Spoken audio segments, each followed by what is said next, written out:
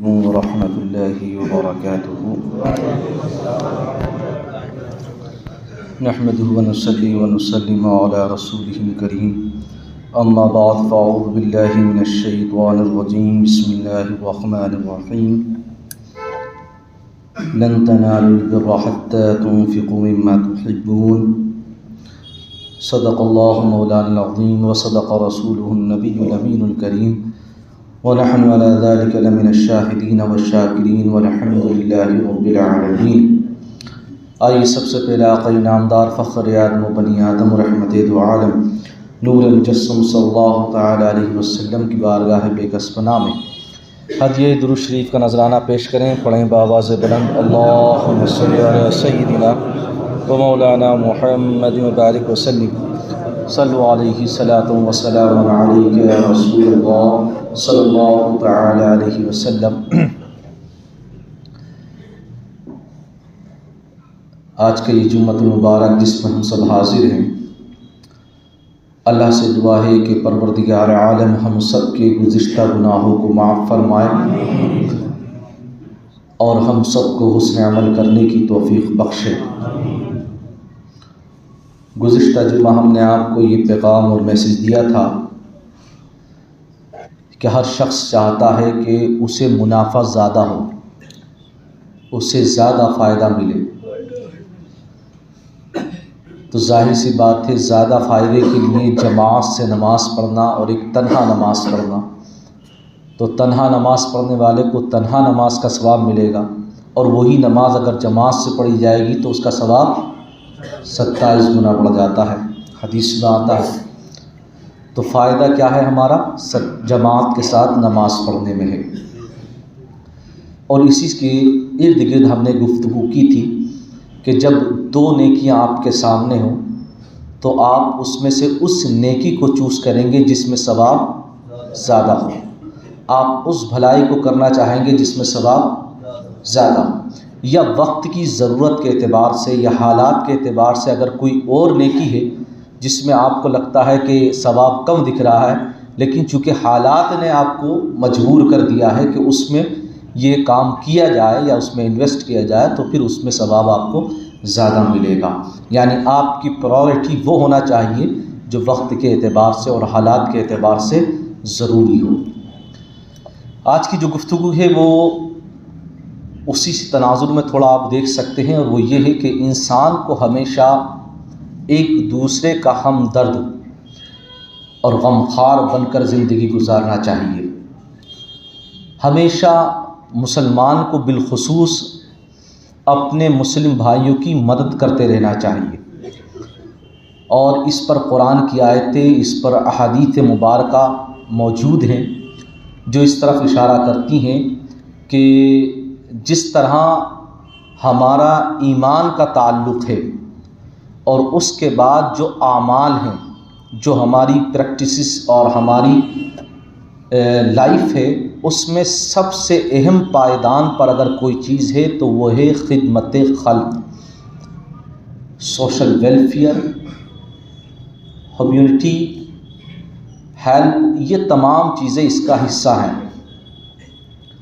اور اس کا ہمارے یہاں بہت بڑا فقدان ہے اس وقت۔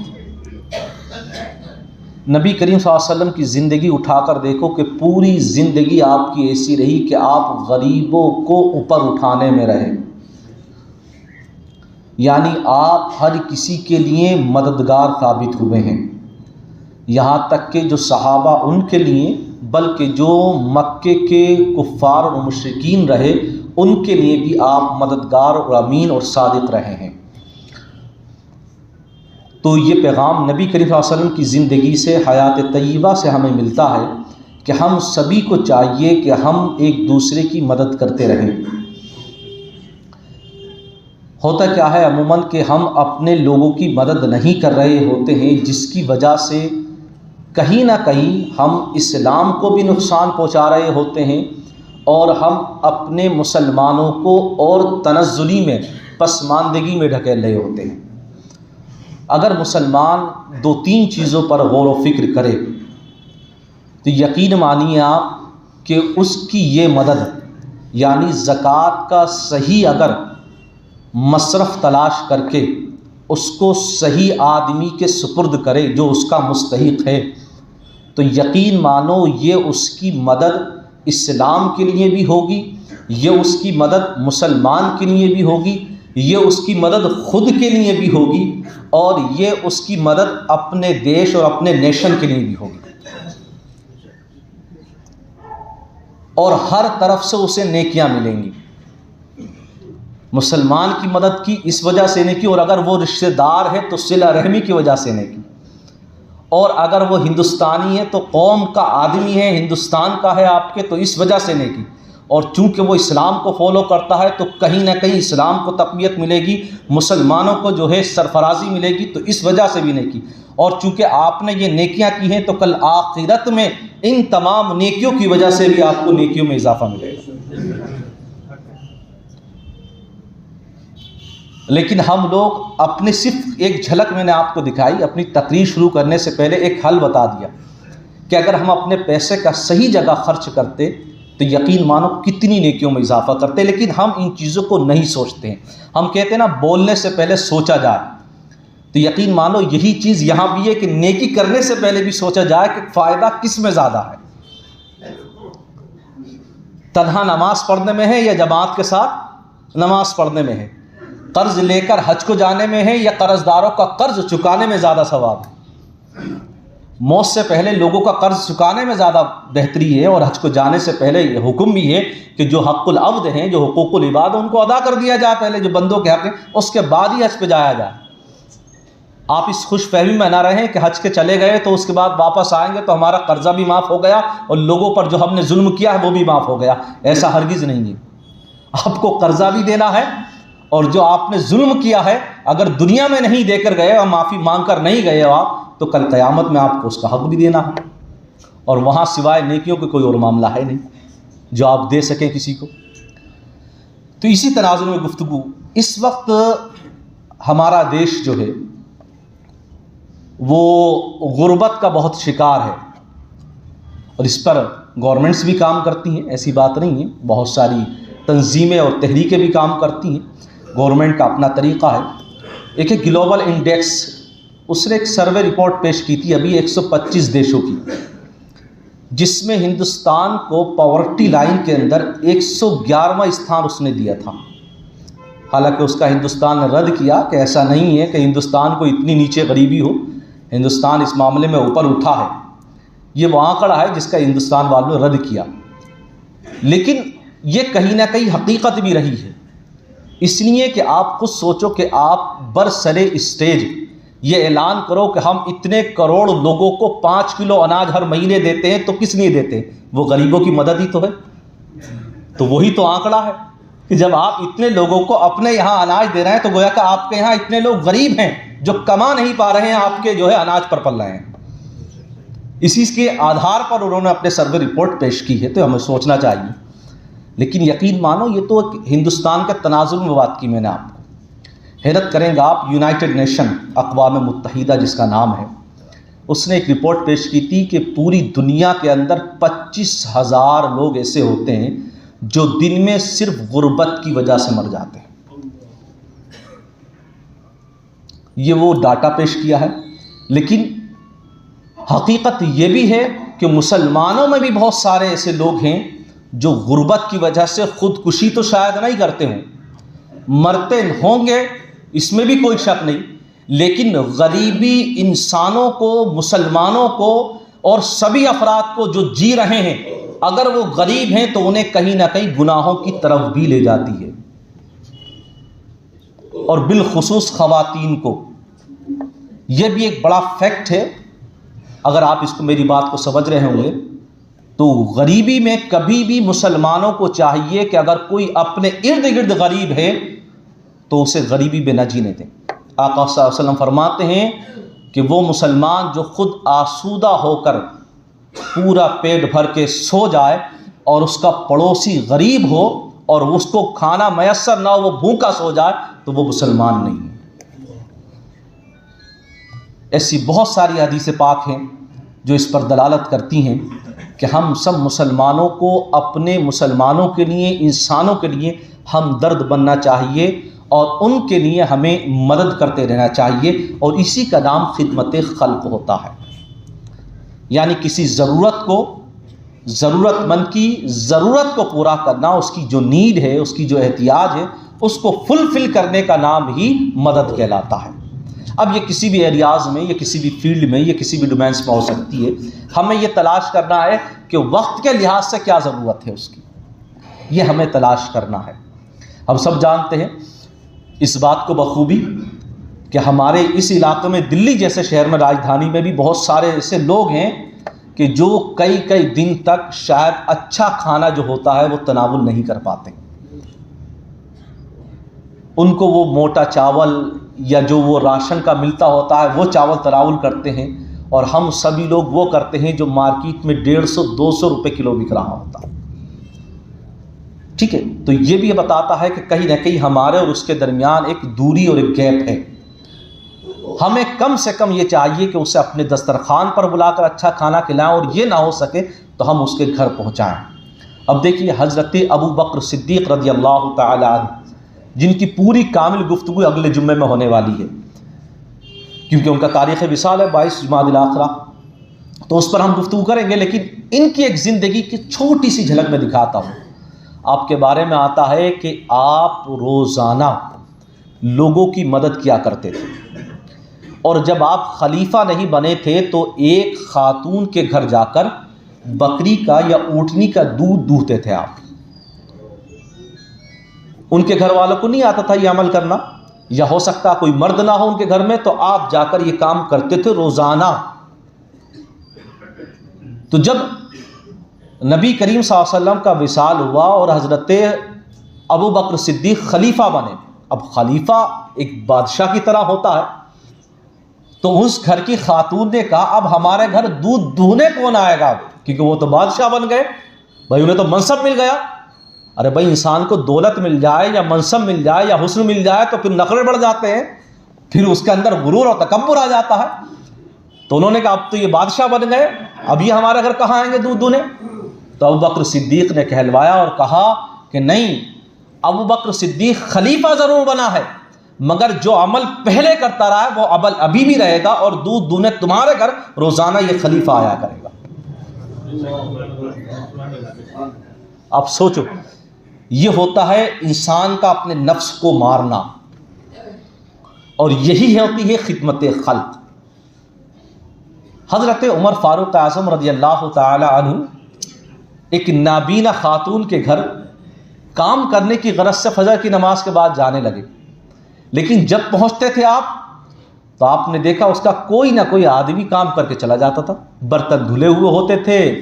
پانی بھرا ہوا ہوتا تھا، جو بھی چیز ہوتی تھی وہ سب تیار ریڈی۔ آپ بڑی تشویش میں رہے کہ یہ مجھ سے پہلے، فجر سے پہلے کون آ جاتا ہے۔ آپ نے ایک دن سوچا کہ میں چلیے اس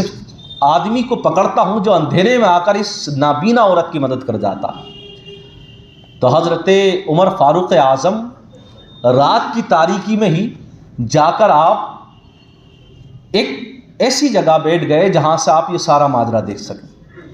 حضرت ابو بکر صدیق چادر اوڑے ہوئے تہجد کے وقت میں آتے ہیں اور اس نابینا کے سارے کام کاج جو ہوتے ہیں حضرت ابو بکر صدیق پورے کر دیتے ہیں، اور پھر آپ کے زبان سے یہ جملہ نکلتا ہے، حضرت عمر فاروق اعظم کی زبان سے یہ جملہ نکلتا ہے،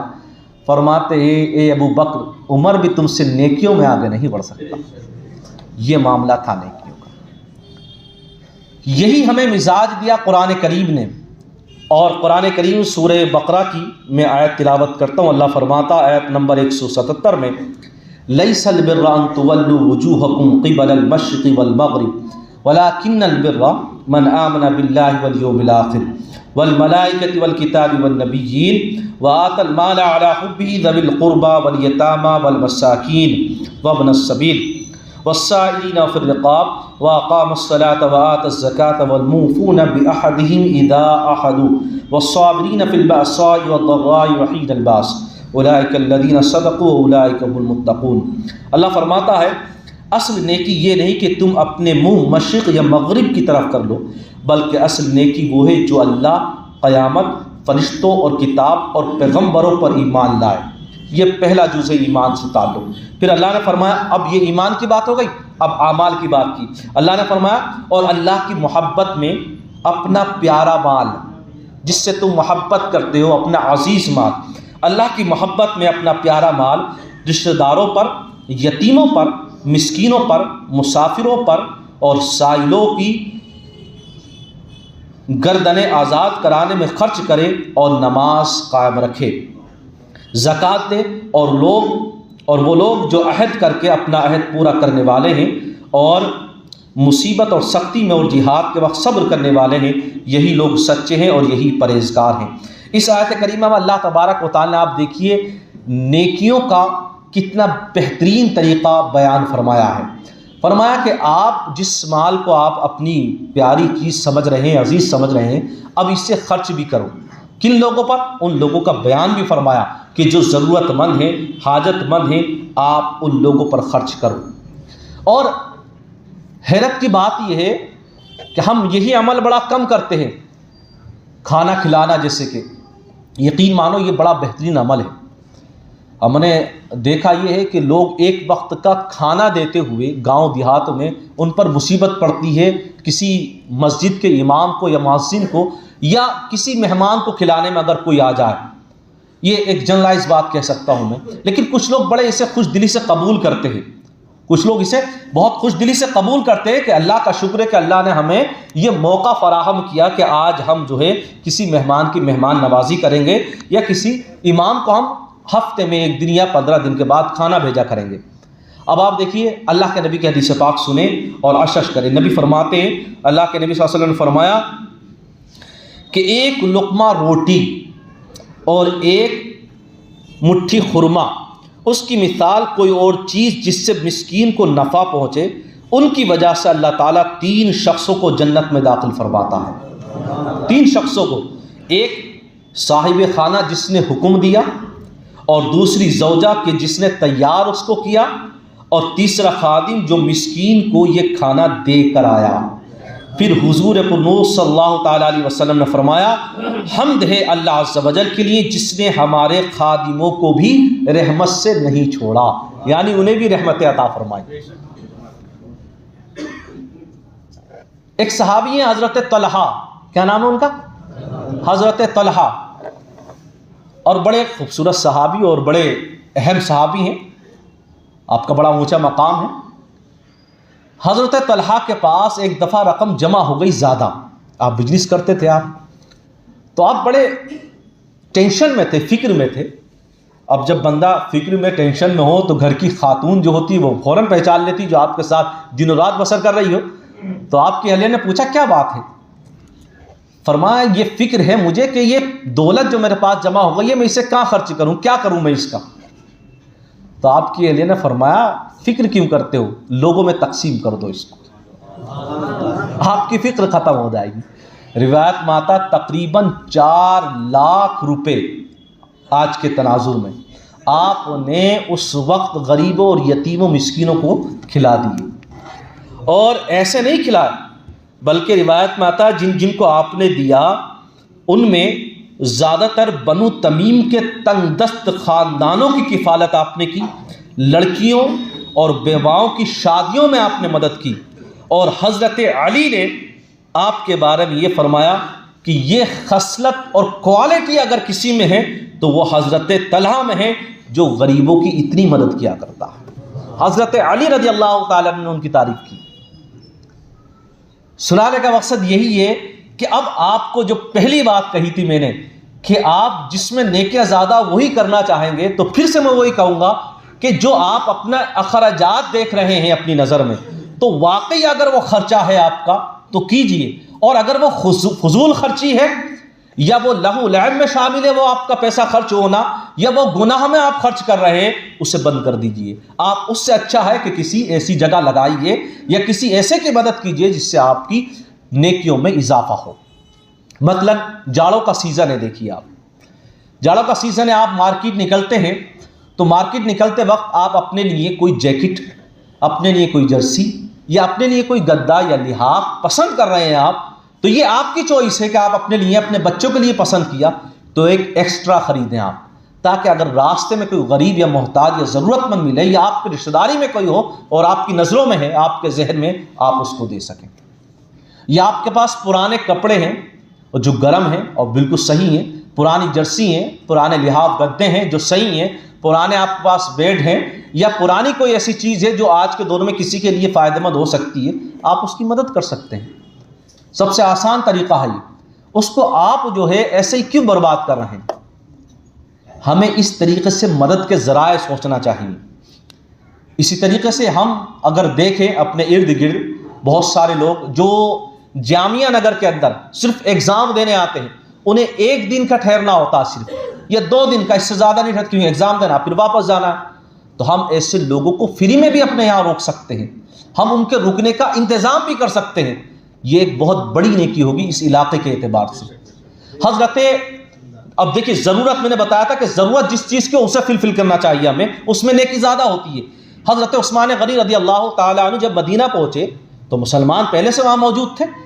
اور بھی جو ہجرت کر کے آئے مسلمان وہ بھی موجود تھے، لیکن کیا دیکھا کہ وہاں پانی کی قلت ہے اور ایک ہی کنواں ہے، ایک ہی کنواں ہے اسے، اور وہ ہے یہودی کا۔ اب اس کنویں سے مسلمان کو پانی بھرنے میں بڑی تکلیف، وہ پیسے لیتا تھا، اجرت لیتا تھا۔ تو حضرت عثمان غنی نے سوچا یہ اس وقت کی سب سے بڑی نیکی ہوگی، جبکہ حضرت عثمان غنی تو سارا کچھ نبی کریم صلی اللہ علیہ وسلم اور صحابہ پر لٹا ہی رہے تھے۔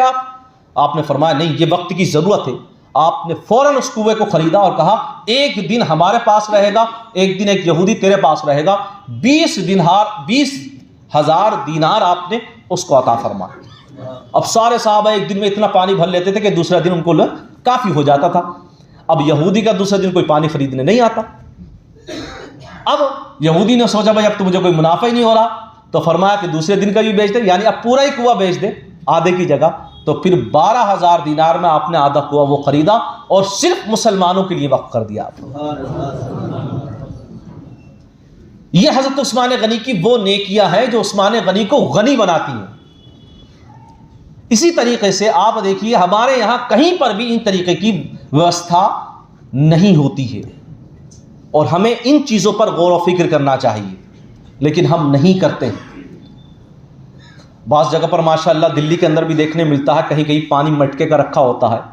تو یقین مانی جس نے بھی رکھا ہے اس کو نیکی ضرور ملے گی۔ فرق یہ ہے کہ مسلمان ہے تو آخرت میں بھی ملے گی، اور غیر مسلم ہے تو اللہ دنیا میں اسے نیکی عطا فرمائے، کیونکہ نبی کریم صلی اللہ علیہ وسلم کی حدیث پاک ہے کہ سب کو اللہ تبارک و تعالیٰ نیکی عطا فرماتا ہے۔ فرق یہ ہے کہ مسلمان کو آخرت میں ملے گی اور دنیا دار کو جو ہے دنیا کے اندر ہی نیکی مل جایا کرے گی۔ تو ایک تو یہ نیکی کی بات ہو گئی جو میں نے بتا دی آپ کو، اس پر بہت ساری مثالیں ہیں، بلکہ ایک واقعہ بھی ہے۔ نبی کریم صلی اللہ علیہ وسلم نے فرمایا کہ ایک شخص جو ہے پیاسا تھا، کنویں میں اترا، پانی پیا، اب اس نے دیکھا کتا بھی پیاسا ہے، تو اس نے اپنا جو خف تھا چمڑے کا موزہ اس سے پانی نکالا اور کتے کو پلا دیا، جبکہ جانور ہے وہ۔ اللہ کے نبی فرماتے ہیں اللہ نے اس کے سارے گناہ بخش دیے۔ ایک فاحشہ عورت ہے، اللہ کے نبی فرماتے ہیں اس نے پیاسی بلی کو پانی پلا دیا، اللہ تبارک و تعالیٰ نے اس کے سارے گناہوں کو معاف کر دیا۔ جب اس نے، اب دیکھیے یہ تمام چیزیں، راستے سے کسی تکلیف دہ چیز کو ہٹانا یہ بھی نیکی اور صدقہ ہے۔ تو ہمیں تو یہی چاہیے کہ ہم تکلیف دہ چیزوں کو راستوں سے بھی ہٹائیں اور ایک مسلمان کی مدد کرتے رہیں، یعنی انہیں اوپر لانے کی کوشش کریں۔ تو ایک تو نیکی کا تصور یہ ہوا جو میں نے خدمت خلق کا تصور، ایک یہ ہے جو ہم کسی ضرورت مند کی ضرورت کو پورا کرتے ہیں، لیکن ایک نیکی کا تصور یہ ہے کہ لوگوں کو فکر آخرت دینا، لوگوں کو دعوت اللہ دینا، لوگوں کو دعوت اسلام دینا، لوگوں کو دوزخ سے بچا کر جنت کی راہ پر ڈالنا، یہ سب سے بڑی خدمت خلق ہے۔ اور وہ ایسے ہے کہ دیکھیے ایک تو یہ ہے کہ آپ نے جو ہے کوئی بھوکا تھا اسے کھانا کھلا دیا، کوئی ضرورت مند تھا اس کی ضرورت کو پورا کر دیا آپ نے، ٹھیک ہے، یہ چیزیں آپ کی نظر میں رہیں۔ لیکن ایک یہ ہے کہ ایک شخص راستے میں جا رہا ہے اور آگے کوئی گڈھا ہے، اس میں وہ گر سکتا ہے یا نالا ہے، اور وہ نابینا بھی ہے اوپر سے۔ اب آپ اس کی مدد کیا کریں گے؟ آپ آواز دیں گے، اور اگر وہ بہرا ہوا تو آپ فوراً دوڑتے ہوئے جائیں گے، فطری تقاضا ہے انسانیت کا، آپ اسے بچائیں گے گڈھے میں نہ گرے۔ یہی ہر مسلمان کا کام ہے۔ جب وہ دیکھے کہ یہ بچہ گمراہ ہو رہا ہے، جب وہ دیکھے کہ یہ غلط راہ پر جا رہا ہے، فوراً اسے صحیح راہ پر لانا، یہ سب سے بڑی خدمت خلق ہے۔ اسی کا نام ہے امر بالمعروف و نہی عن المنکر، جس کا ذمہ دار اللہ نے ہر مسلمان کو بنایا۔ فرمایا کنتم خیر امہ اخرجت للناس تأمرون بالمعروف و تنہون عن المنکر، تم سب سے بہترین امت ہو جو لوگوں میں ظاہر ہوئی ہیں، اور تم بھلائی کا حکم دیتے ہو اور بری باتوں سے روکتے ہو۔ تو ایک ذمہ داری ہے۔ اللہ نے ایک جگہ فرمایا سورہ آل عمران آیت نمبر 110، اللہ فرماتا ہے وَلْتَكُن مِّنكُمْ أُمَّةٌ يَدْعُونَ إِلَى الْخَيْرِ وَيَأْمُرُونَ بِالْمَعْرُوفِ وَيَنْهَوْنَ عَنِ الْمُنكَرِ وَأُولَٰئِكَ هُمُ الْمُفْلِحُونَ۔ اللہ نے فرمایا تم میں ایک جماعت ایسی ضرور ہونا چاہیے کہ جو لوگوں کو بھلائی کا حکم دے، بری باتوں سے روکے، کہ دعوت الی اللہ، دعوت الی الخیر اس کا کام ہونا چاہیے۔ فرمایا یہی لوگ کامیاب ہیں، اللہ نے فرمایا۔ تو یہ خدمت خلق ہے، لیکن اس خدمت خلق میں ایک چیز ہے، اور وہ یہ ہے، وہ پہلے والی میں بھی ہے، اس میں بس آخری بات وہ یہ ہے، ہم سب جانتے ہیں کہ بھلائی کا حکم دیں گے تو لوگ سامنے والے ہماری بات ایکسیپٹ کرتے نہیں ہیں۔ ہم نے کہا بھائی نماز ایسے پڑھنا چاہیے تو کہتا تم لکھ کر لا کے دو، کہاں لکھا ہے، کہاں پڑھا، یہ وغیرہ وغیرہ، یہ تمام چیزیں آپ کے سامنے آتی ہیں، لیکن آپ کو ذمہ دار اللہ نے بنا دیا ہے، آپ کو بھلائی کا حکم دینا، بری باتوں سے روکنا۔ لیکن اگر آپ نے بھلائی کا حکم دیا اور خود بھلائی پر نہیں ہو، بری باتوں سے روکا اور خود بری باتوں سے رکتے نہیں ہو، تو پھر انجام بڑا خطرناک ہے، چاہے وہ میں ہوں یا آپ ہوں۔ اللہ کے نبی فرماتے کل حشر میں اللہ تبارک و تعالیٰ ایک شخص کو دوزخ میں ڈالے گا، جب وہ دوزخ میں جائے گا تو اس کی آنتیں جو ہیں نا، آنتیں دوزخ کی ہولناکی کی وجہ سے اور عذاب کی وجہ سے باہر آ جائیں گی، آنتیں، وہ اپنی آنتوں کو لے کر ایسے گھوم رہا ہوگا۔ تو اس سے لوگ پوچھیں گے بھائی کیا بات ہے، تو یہ اپنی آنتوں کو لے کر کیوں گھوم رہا ہے، تو بڑا اچھا آدمی تھا، بڑی اچھی باتیں کرتا تھا۔ تو وہ جواب یہی دے گا کہ میں لوگوں کو بھلائی کا حکم دیتا تھا لیکن میں خود بھلائی نہیں کرتا تھا، میں لوگوں کو بری باتوں سے روکتا تھا لیکن میں خود بری باتوں سے نہیں رکتا تھا۔ اب اس سے ہر ماں باپ سبق حاصل کرے، اس سے ہر عالم سبق حاصل کرے، اس سے ہر وہ شخص سبق حاصل کرے جو دینی بات کا اور اچھی بات کا حکم دیتا ہے۔ اگر دیتا ہے تو پھر وہ عمل بھی کرے اس بات پر، تبھی اس کی پھر نصیحت بھی ہے، تاکہ کل حشر میں اسے اس کی نیکی بھی ملے گی آپ کو۔ تو سب سے بڑی خدمت خلق کیا ہے؟ امر بالمعروف و نہی عن المنکر، اور اس کو کرنے کے لیے سب سے اہم ضرورت یہ ہے کہ سب سے پہلے اپنے آپ کو اس کا داعی بنایا جائے، یعنی خود بالکل صاف ہوا جائے، خود جو ہے گناہوں سے بچا جائے، خود وہی کیا جائے جو ہم کہہ رہے ہیں، یعنی ہمارے قول میں اور ہمارے فعل میں تضاد نہیں ہونا چاہیے۔ مزید گفتگو پھر کبھی کریں گے، اللہ قبول فرمائے۔ استغفر اللہ ربی من کل ذنب و اتوب الیہ وما علینا الا البلاغ۔